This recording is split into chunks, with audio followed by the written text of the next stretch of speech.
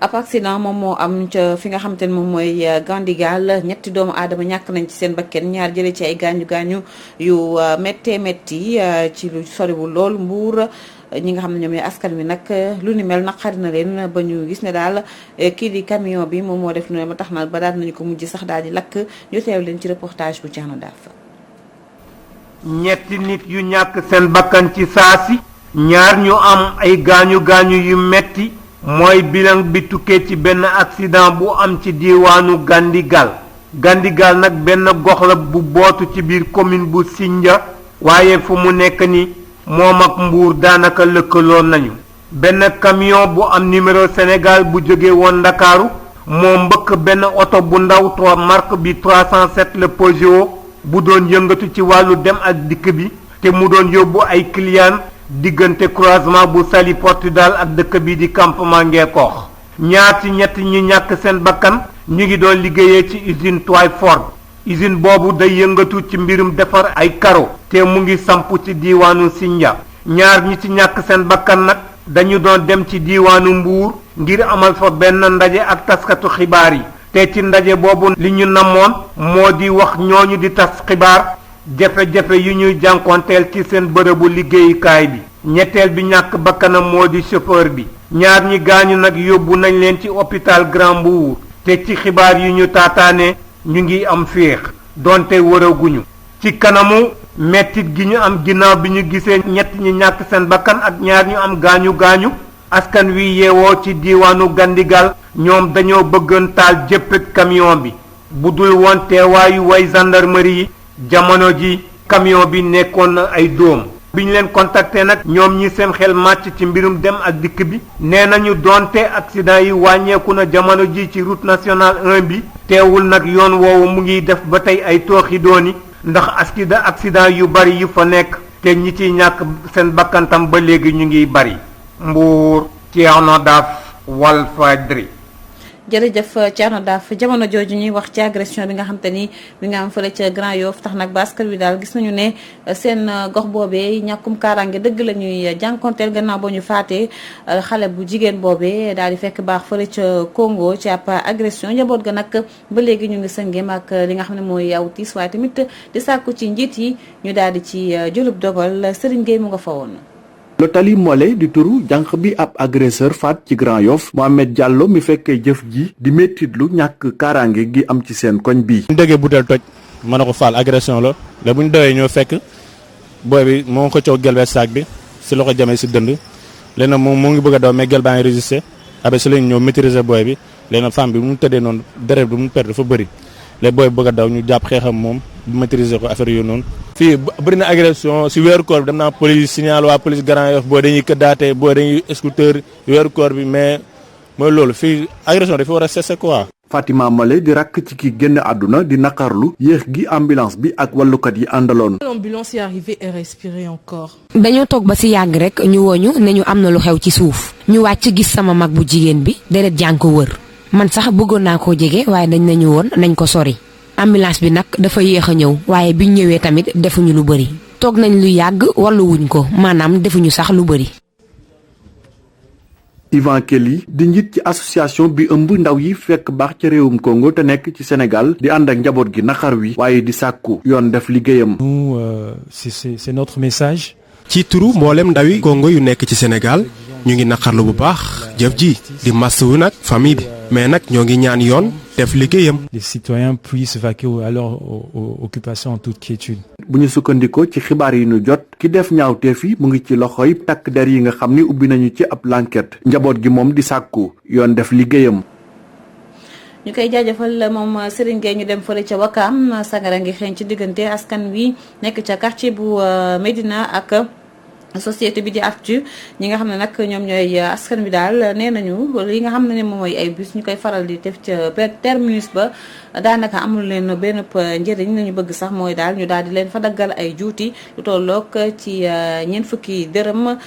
si voyage bu ñu jot a def maire bu di Samba Bathily nag moom nee na daal soo moytuwul dina leen dàq ca foofee nga xam te ni moo di commune am Pathé Meng lañ ci àndal. coow juddu ci diggante yenn ci ay liggéeykatu AFTU yo fare foofee sa diwaan bu Wakam ak yenn ci askan wa nekk ci quartier ba ñu dippee Médina ba tey ci bokk moomeel boobee di Wakam Samba Bathily Diallo nekk maire ca bokk moomeel boobule di ñu dikkal ci fan la coow loole. problème fu mu tàmbali ku doon jàll boo wàccee pont bi di dem ci terrain Médina bi da ngay gis ndoxu bu yàqu bi bu foos yi génn ci regard yi ba yàq sax tali boobu mais booy liggéey loolu yëpp da ngay baare tali bi. mais bu ñu baaree tali bi mën nañ yéeg ñoom beneen pont bi wëndeelu dem foofu ñoom ñu dem porter plainte xale quartier bi parce que xale quartier bi du ñoom ñoo ko doon liggéey ñun la yóbbu si nañ ci ay nit si tooñeel gendarmerie am na koo xam ne këram lañ ko fekk ne ko yéegal si oto gendarmerie bi. ci ay xabaar ñay gérer ligne 42 43 ak 44 dañ leen aaye ñu daal di am ay stationnement foofee sa diwaan bu Wakam lañ leen di sas moom mooy balaa benn bus yu AFTU yooyu la di départ dafa war a fay lu tolloog ñeent fukki dërëm lu ko mooy duñu fa taxaw ba fay yabi client Kabir di kenn ca ña dëkkee foofee sa Mérina di teggi tuuma. ku nekk la yaa moom sa gémmin bu la nee sax ñu naan booyu Mérina yi dañuy laaj 100 000 dañuy lu nekk lañuy wax xaalis taxu ñoo jóg. ñun liggéey moo ñu tax a jóg fii depuis ñaataat ñu ngi koy daw di fexeex di bale chaque jour. responsable ligne yooyu la jamono jile dañoo boycotté benn pàcc ca diwaan bu Wakam Samba Bathily Diallo di gën di dëgëral kàddoom ci jëf ju ni mel. ñu ngi ñuy indil yëpp problème d'insécurité problème mu salté ndax fu nekk la ñuy saw foofu yooyu yëpp ñu ngi ko doon muñ ñu dem léegi ba ñu yóbbu gendarmerie te duñ fay wax leen léegi nañuy fay. du am anarchie suñu ñëwul rétablir les lignes normalement ñun am nañ convention avec Dakar Dem Dikk am nañ ay bus yu mel ni seen bus yooyu. lii nekk ab tolluwaay boo xamee ne que ñu ngi cay bàyyi xel bu baax ñenn ci askan wi di ko ñaawlu waaye it di yaakaar ne que seen ñaxtu aju ci wàllu dem beeg dikk bi daañ ci andi ay saafara te ne mu gën a gaawee. Pathé Mbengue daal di nga dem nag gisee ak ki nga xamante ni moom mooy vice président bu AFTU moom moomee di Ndongo Fall mu xamle daal mooy ne du askan wi ñoom ñooy jóg ba mu neex leen rek ñu ne dañ fa dakkal lii di juuti ñoom ñi nga xam ne ñoom ñooy transporteurs yi waaye nag dafa war a jaar ci yoon mu dem ñu dem ba sa mairie ba li jënti kook ñoom waaye day fekk ñu jox leen ci place yoo xam te ni place yu mucc ayib la ñu teewlu ay kàddoom. li xew Wakam daal da doon xëy benn bis rek waa ASC mooy équipe bi nawetaan yooyu bu tudd Mérina moo ñëw daal ne tata yi da ngeen di génn fii tey ñu ne lu xew ñu ne ba ngeen fi nekkee ba léegi amul leen benn njariñ daal di ne léegi daal lii lañu bëgg daal di génnee benn feuille daal ne nan embauché seen personnel bi na leen ñoom ñoo ni jox ay chauffeur ñoo ni jox ay receveur aussi tata bu nekk day fay 200 francs par jour nu ne leen wax dëgg yàlla loolu de nun dana xaw a jaaxle ci nun ndax am na loo xam lu ñu imposé la tama yaakaar ne yéen lii ngeen di wax tey maire bi comme que dëkk bi am na maire bi mu waroon na dox loolu waaye du yéen te maire beet balay dox loolu boobaa nu it am nañ ay doléance waaye ab équipe bi mu nawetaan bu dikk di imposer à la place du maire franchement loolu nun duñ ko def comme que nag li ñu yor nun dafa fragile ndax bu xeex amee nu nooy sonn ndax li ñu yor mën nañ koo toj nu daal di génn xajaleen seen Wakaam li ci gën a metti encore sunu chauffeurs yi ak receveurs yi daal di complété ñoom it daal ne dootuñu daw il faut ñu wutaleen gaaru ceer bu normal comme fi ñu amee gaaru ceer yi mais fi ñu nekk amuñu toilette amuñu dara kër guñ dugg ñu leen jéppi nee neen loolu c'est normal loolu moom dëgg la moom état bi ak collectivité locale yi ñoo war a jox ay gaaru ceer bu ñu joxee place sax nun am nañ fonds yu ko mën a defar mais xëy nii rek taxawal oti ne yéen tam mënu leen a daw ci conditions yooyu loolu mënul nekk boo bëggee grève da ngay joxe un préavis au moins d'1 mois boobaa ñu négocier buñ juboo falaayam buñ juboo bu leen neexee am ngeen droit ci grève yoon may na leen ko. ñu wax ci leneen lu soxal xibaar yi di fukk ak ñetti dëkk yoo xamante ni ñu nga ca commune bu Médina Sabakh ñoom nag seeni askan ñoom ñoo génn si mbedd ma doon ñaxtu ndax nee nañu sonn nañu ci ñàkkum kaaraange ñuy jànkonteel teg ci amuñu lenn ci ay jumtuwaay te njiit yi nag jot na ñu daal di ci utu pexe kii di Alxasan Ba lañ ciy àndal. booloob ci kuréel bu ñu duppee ànd suqali suñu gox ñu dëkk ci fukk ak ñetti dëkkaan yu féetee ca commune bu Médina Sabakh daal di amal ab doxub ñaxtu ca sanc Médina ngir ñaawlu jafe-jafe yu ñu yàgg di jànk wanteel defaral leen ay yoon ak jox leen courant ba ñu daj doon na lu leen gën a yitteel. mënoo dëkk Sénégal am jafe-jafe yoon ba di jaari Gambie loolu gàcc la ci réew mu mel ni Sénégal loolu lañ bëgg mu dëkk 16 kilomètres depuis avant indépendance ba tey ñu nekk fii di ko sakku ba tey jii may wax ni mënuñu koy defaral piment ñëw na fii rëdd ba yàlla may ko jàmm mu dem. beneen bi mooy dañoo am problème courant mënuñu dëkk fii courant bi romb ñu fi dugg Gambie ñu muñ ko ñu déggaat courant bi ñëw ba suñ gox bi ne fi ñuy tendefal lu ñu bëgg mooy dëkk yëpp nañu am courant balaa fi génn dëkk ci frontière Gambie di leer ñu dëkk Sénégal di lëndëm te li leeral Gambie bee ko Sénégal loolu lañ mënta muñ. wér gi yaram daal di feebar ca gox ba ndax ñàkk ay bërëbu fajookaay wala ay fajkat yu qualifié. amuñu fu ñu fajoo dañuy dem ci gaal yi faju dañuy dem Nioro wala ñu dem yóbbu ñu Kaolack solo nañu ambulance amuñu garab goo xam ne moom lañ koy fajoo te hôpital bu ñu am nekk na 12 kilomètres moom ak Medina Sabax nga am malade bu nekk en travail nga bëgg koo référé da ngay dem Medina Sabax abo ambulance. leneen li nga xamante ni yëkkati nañ ko fa mooy ñàkk kaaraange gu jéggi dayo gi ñuy dund ci seen tund. chaque année dañu sàcc ba lu ñu yor jaax ñu jëndiwaat loolu la dëkk te bu ñu sàccee ñu jël ko yóbbu ko buñ ko yóbboo dem réclamer balaa ñaari fan ñu wàcc ko sàcc mu ñëwaat suñu gannaaw dañu mbëllee na dëkk. ñu defaral leen ay CM boole leen ci programme modernisation des daara loolee tamit ñoom askan ya yeewoo ci dëkk yooyee jooytu nañ ko te di xaar ñu indil leen ci ay saafara lu ko may dinañ xiiral teg seen tànk fu gën a métti. route nationale la jëm dañ koy baare benn oto du long. Sanc Medina Alhassane Ba Yaya Gissé Walfadjri. ñu wax nag ci lu jëm ci redécoupage administratif bi nga xam ne nag ba léegi ak i coowam yi nga xam ne nii moom la jur fële ca Guédiawaye ay délégué de quartier bu commune bu Wakhinane Nimzatt ak ay commerçant nag la ñu bëgg moom mooy daal ñu jël seen marché daal di ko boole di marché bu bees kii di Théodore Semedo lañ ci àndal. découpage administratif yi ci diwaanu banlieue xëyaat na daal di jur coow bay féewale yenn bokk moomeel yi délégué de quartier yi nga xam ne ñoo nekk Wakhinane Nimzatt ak jaaykat yi ñoom yëkkati nañ seen kàddu di sàkku ñu daal di delloo marché bu bees ci Wakhinane Nimzatt. intégrité na ñëwaat Nimzatt bii nga xam ne ci la marché bees dañ ko dagg ci digg bi jox ko beneen gox te kër ya ca biir boo jàppee seen këyitu kër Wakhinane Nimzatt moo ca ne kon xam nga ne farfar loo amoon démb tey loog soog a ñëw. moo dagg Wakhinane Nimzatt ci digg bi dagg suñu jubaa ji jox ko beneen gox. Wakhinane Nimzatt pour wax leen pour marché bu bees dellu si Wakhinane Nimzatt. bu bees mënul nekk digg bi Guédiawaye fay suñuy recette muy dem Pikine loolu xel nanguwu ko. délégué de quartier yooyu ak jaaykat yi ñoom nee nañ dañoo war a delloo mbirum cosaan ngir wax kan moo war a yore marché bu bees. ñun bi ñuy jógee Ndakaaru di ñëw fii dañ ne woon ñetti cër moo ñu fi indi. jàkka école marché bu ñeenti at ñu lànk ni du ñu ñëw te loolu amul. ñu indil ñu loola ñu soog a taxu si ñëw fi. keneen ku ko jël da ngaa bëgg a duufal sa doom waa xam nga sa bàyyi moomu ko woon béy ko. defoon dund nañu ak ñoom lim nañ ci ñu bëri ñoom Mamadou Dara ñoom Baye Yaya Mbodj ak ñu bëree bëri ñoo doon sàmm piquet yi fii ci marché boo ñuy dëkk fii di defar marché bi boobu boo taxawee fii da ngay seet ba kër sëriñ bi fële ci caare doo gis kër quartier bi fi njëkk a dëkk quartier Tukulóor la woon ñu koy wax léegal bokki daal marché bu bees ñu jël ko tuddee ko marché Zeng bu Pikine marché bii marché Zeng la tuddoon doo Pikine ñu seexandoo see bu Pikine ñëwee ne moom ñaari marché Zeng yëpp naa fekk ñëw na Zeng bii ci Zeng yi njëkk ci marché bu bees la bokk. moo tax ñu sàkku si njiitu réew bi daal di si ñëw attee. président bi ñëw nag ñu ñaan mu delloo buum gi ca mbooy ga fañ ko daggee woon mu def ko ca xeneen dend ga parce que loolu lañ moom. askan bi di yeewoo si Wakhinane Nimzatt ñoom ñu ngi am njort ne autorités yi dinañ leen dégg ngir mën a andi ay saafara si seen i jafe-jafe ki leen jox ko yéen fii si diwaan Wakhinane Nimzatt Théodore Semedo Walfadjri. Théodore Semedo ñu wax nag ci dox bi nga xam ne fi moom la ñu fas yéene amal tey jii ci ngoon fële ca place de l'Obélisque ñi nga xam ne nag ñoom ñoo fas yéene daal di jàppale waa Palestine ci noot gi nga xam ne Israël ñu ngi leen koy noot ki di professeur Malick Ndiaye nag di sàkku ci njiitu réew Macky Sall mu ñëw bokk ci doxub ñaxtu boobu ni ki ñu ko defee woon ci Charlie Hebdo defaat na leneen daal di ko jagleel kii di El Hadji Sidi Lamine Niass daal di ko nag ndokkeel waaye delloo ko njukkal bu baax a baax gis ne jamono ji suñ si tolloo rek moom xelam ci moom la koy yóbbu professeur Malick Ndiaye la ñuy teewlu ay kàddoom ak Mamadou Matar Sarr. kon président Macky Sall laa wax de je suis Charlie da ngaa jël avion dem France bi ñu reyee foofu ay nit nga ne je suis Charlie contre le terrorisme kon nag président Macky Sall bu la fa kenn jëkk à l'Obélisque boo ñëwul danañ xam ne ñëwoo ñaareelu nit bi may interpeller te di ñaan ko mu ñëw mooy monsieur Makka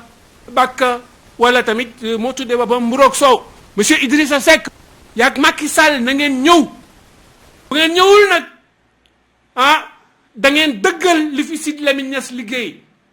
lu tax lan la fi Sidi liggéey fii ku fi wax affaire Palestine Sidi Lamine Niass moo la yar ci loolu Sidi yaa ngi may dégg de Sidi Lamine Niass moom mooy le père du combat contre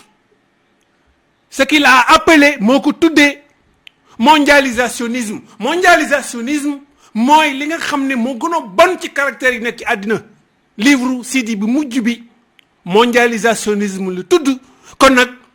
oustaz Assane Diouf maître Cheikh Niass nanu gaawantu ñu génne livre la Sidi Lamine bi ndaxte Sidi Lamine dana feeñ foofu bu baax a baax obélisque maanaam place de la nation.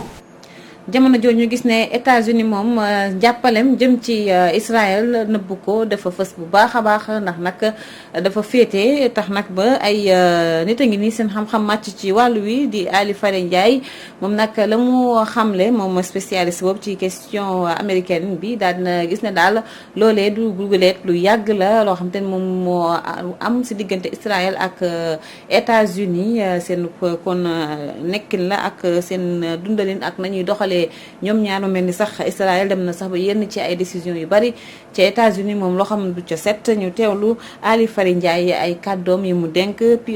Pierre-Edouard Faye. soutien bi Amérique di def ci Israël d'abord li ko expliquer mooy Amérique moo créé Israël en 48 après la deuxième guerre mondiale ñoom ak après appelu Balfour bi donc ñoom ñoo ko créé woon. La deuxième chose c'est que lobby israélien yi ak juif Amérique yi dañoo am doole ci secteur yi stratégique Amérique boo demee média Amérique yëpp ay juif ñoo ko contrôlé système judiciaire bi ñoo ko contrôlé système financier bi ñoo ko contrôlé maintenant il faut reconnaître que bi Obama ñëwee Obama xawoon na am ay problème ak Netanyahu ba d'accordul woon ci soutien aveuglé bi donc loolu gisoon nañ ko mais effort yi Obama doon def bi Donald Trump ñëwee daf koy effacé parce que Donald Trump dafa jël koo xam ne ki nii Valéry Jarret nga xam ne juif la takk doomam tuubal doomam def ko yawut mu def ko envoyé spécial au Moyen-Orient moo tax moom it mu profité ci loolu pousser Donald Trump même mu imposer Israël mu jël baytil maqdis nga xam ne jullit yi ak yawut yi ak chrétiens yi ñoo ko bokk mu ne léegi capitalu Israël moo ko moom te loolu moo indi conséquence li ñu gis donc Donald Trump moo taal daay gi mais jàpp nañ ne Joe Biden du continuer soutien aveuglé bi parce que d'abord moom catholique la minorité la deuxième chose ci biir partem aile bi fa gën a am doole mooy aile gauche bi te aile gauche bi booy xool ñu bari si ñoom d'accorduñ ci soutien aveuglé bi nga xam ne bi nii dañuy gis Israël di ko rey palestiniens yi comme ay monstres amuñ ci benn droit. ñu wax ndax nag ci carte de presse nationale bi nga xam te ne nag am na ab dogal boo xam ne nii nemmeeku nañu ko si ndax conseil d'observation bu règle d'éthique ak déontologie moom nag dàq na bépp taskatu xabaar boo xamante ni daal day ñambaas politique ci yëpp liggéeyam bu ñu sukkandikoo ci Mamadou Thior nekk nag njiital CORED gis na ne daal loolee nga xam te ni moom mooy carte de presse yi nga xam ne nii benn organe de presse dootu ko joxati ki nga xam ne moom mooy taskatu xabaar bi daanaka da ngay jaar ci ay ponk yu wóor ngir ñu mën la ko jox ndax nag soo ko yorul doo man def li nga xam te ni moom mooy métier bi na mu waree ñu teewlu Mamadou Thior kàddu yemu denk xoxaan dong tey dañu war a ràññaate lenn métier boo koy def dafa am loo xam ne moo koy mandarga te ñun métier boobu suñu métier bi ñu nekk mooy carte nationale de presse mooy suñu identité ñu nemeeku ne ñu ngi ci phase yu joxewaat carte nationale de presse yu bees yi te carte boobu pour ñu jox la ko ala kulli yàlla da ngay wane ne yow kat si ñun nga bokk taskatu xibaar nga mbala technicien nga bokk si ñun donc ñi nga xam ne ñoom ñooy nama defi politique ñooñu dañu war a xam ne bokkatuñ ci métier bi parce que li nga xam ne moom moo am ci de ko àdduna bi yëpp gis nañ ñoo xam ne ay président ñu woon ay ministre ay journaliste lañu woon donc boo tàmmee defi politique bokkatoo suñu métier maintenant boo demee ba peut-être nga bàyyi sa carrière politique nga kii namaat dellu soit man nga dellu soit donc loolu dara teew ko mais li nga xam ne moom la ñu mënta nangu mooy nekk ci biir ba pare nekk ci biti parce que ñun ay ndey ji seex lañu war ñu wane ab téete nañ dem ba ab diir li nga xam ne mooy carte de presse maison yi ñu am xam nga fii mu nekk man am naa carte de presse bu tees yoo xam nga carte de presse bu wàll carte de presse yooyu yëpp dinañ dem ba jamono peut-être fii ba at bii ñu jëm parce que ñu amati benn njëriñ dañuy wax carte nationale de presse moom mooy wane ne kii journaliste la kii technicien la te dañuy wax képp koo xam ne da ngay organiser la boo xam ne da ngeen nam journaliste yi ñëw carte nationale de presse boobu beneen laaj ñu wane képp koo xam ne wane ko boo ko bàyyi mu dugg loolu mu moo nekk boo amee patron boo xam ne yow amoo carte nationale de presse mu yónni la fa doo mën a def sa liggéey parce que li ñu ci namm rek mooy que ne xam nañ ne tey suñu ñu bëri dañuy wax te ñi ñu rax ñoo xam ne bokkuñ ci ñun dañ leen di seet si tegee waaye ñi nga xam ne ñoom lañ gëm ne métier bi mën nañ koo def ci anam yi nga xam ne moom la ñuy xaar ci ñoom. ñu wax ci wàllum coaching ñu gis ne nag lu ñu nemmeeku la jamono ji ndax nag gis nañu nit ñoo xam te ni day am ku leen di dar di leen won ak teg ci yoon di gis ne nag fu mu ne nii daal doon na loo xam te ni nit ñi tàmm nañu ko ràññeeku wala nit ñi commencé nañ ko di xam bu baax a baax ndax nag mu ngi gën di bari mu bari nag façon yi nga xam te ni noonu la ñuy coacher ak nañu koy doxalee ku ci nekk daal ak lam lay jëriñ wala la tax nga daal di ko wut reportage Dieng Ndiaye. coaching di métier muy yëngu ci wàllu wu bëri moo xam lu jëm ci liggéey wala sax ci dundunu doomu aadama Mansour Fall di ci yëngu di ñu xamal métier boobu. damay def métier bu ñu tuddee coaching lan mooy coaching mooy accompagnement comme ñu koy wax parce que tey am na ñoo xamante ne ñoo ngi dund ci société bi soxla aide ñu accompagner leen selon ci secteur bi nga xamante ne moom lañ soxla par exemple am na ñoo xamante ne ci wàllu développement personnel ñii ci wàllu leadership ñii ci wàllu entrepreneuriat ñii ci wàllu love coaching lañ soxla parce que selon nit ku nekk rek la mu soxla su ñëwee ci loolu lañ koy accompagner. seeti ab coach doon na lu am njariñ ngir indi ay saafara ci ay jafe-jafe. dinañ ñi dañoo jéggaani mais jéggaani wuñu parce que loolu yàgg na fi te ci benn domaine mën nga dem ba say parents peut-être amuñu notion ci boobu par exemple ki nga xamante ne dafa bëgg a def comme ni nga wax love coach c'est vrai que say parents mën nañ la aider ci benn moment bi nga waxtaan ak ñoom mais arrivé à un moment peut-être que nga ñëw ci professionnel mu expliquer la en détail quels sont les par exemple ki nga xamante ne tey dafa bëgg a gérer couple am gérer temps am c'est-à-dire bëgg a gérer couple bëgg a def couple bi ak relation personnelle ak professionnelle bi mu bëgg a am souvent da ngay gis cas yooyu day arrivé parce que peut-être que kooku du mën a manager emploi du temps.